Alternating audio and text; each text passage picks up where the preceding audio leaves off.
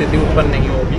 Bharatiya Janata party अराजकता फैले ऐसे ही काम करती है, और यहाँ पर तो ये भरोसा दिलाया था कि न जाने कितनी कंपनियां यहाँ पर रहेंगी जो चुनाव के बाद भी सुरक्षा व्यवस्था को संभालेंगे।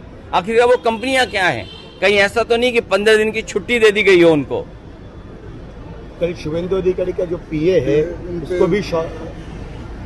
उसको भी मर्डर किया गया है इस एलिगेशन से।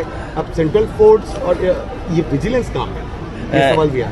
किसी के करीबी की जान जाना या पॉलिटिकल वर्कर के साथ व्यवहार होना और टीएमसी के पार्टी कार्यालय को जलाना, उनके कार्यकर्ताओं के साथ ये व्यवहार करना, ये जिम्मेदारी किसकी है? आप ये सिक्योरिटी देने की जिम्मेदारी किसने ली थी? इलेक्शन कमीशन, देश के होम मिनिस्टर। तो उन्होंने तो ये कहा था कि हम लाखों सेंट्रल फोर्स भेजी है। सुनने में आया 3 लाख से ज्यादा यहाँ पर सेंट्रल फोर्स भेजी गई थी और एक पैरेलल स्ट्रक्चर क्रिएट किया गया था, पैरेलल स्ट्रक्चर। और उसमें बड़ी संख्या में यूपी के भी लोग थे, यूपी के लोग थे बड़ी संख्या में। और हमारी तो जानकारी में ये भी है कि बंगाल का चुनाव जो सेंट्रल फोर्स आई थी वो यूपी की आई थी, बिहार की आई थी। जो बॉर्डर्स थे वहां से खाली कर करके यहाँ लेके आए थे। जब यूपी में चुनाव होगा तो बंगाल की फोर्स, आसाम की फोर्स, नागालैंड की फोर्स, अरुणाचल की फोर्स जाएगी। सर, यहाँ पे बंगाल में पोस्ट वॉर वायलेंस देखा जा रहा है। बिहार में आज मंत्रिमंडल विस्तार हो रहा है, तमाम बड़े नेता मंत्री वहाँ पे शामिल हुए, लेकिन इस घटना को लेकर के सवाल लगातार उठ रहे हैं। कौन जिम्मेदार इसके लिए? नकारात्मक राजनीति कौन करता है? हत्या करके राजनीति कौन करता है?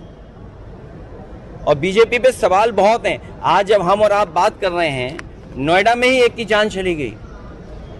नोएडा में एक भाई अपना पूछ रहा है कि मैं आखिरकार जान कैसे गई उसकी। सोचिए, भाई की जान ले ली गई। कौन है जिम्मेदार उसके लिए? कौन है जिम्मेदार उसके लिए? आप तो यूपी से आए हो। नोएडा में अभी एक भाई की हत्या कर दी गई, कल गाजियाबाद में बैंक डकैती हो गई। कौन है जिम्मेदार उसके लिए? लेकिन लोकतंत्र को इतना लूटा किसी की सरकार में नहीं गया। ये पहली बार दिखाई दे रहा है कि Bharatiya Janata party, election commission दोनों मिलकर के काम कर रहे हो। चाहे एसआईआर किया हो, चाहे एसआईआर के बहाने जो टारगेटेड वोट काटे गए हों। और वो तो आंकड़े आपके पास भी हैं, जहां ज्यादा वोट कटा है वहां बीजेपी ज्यादा जीत गई। ममता बनर्जी ने कहा है कि हम इंडिया गठबंधन को मजबूत करेंगे और आप लड़ाई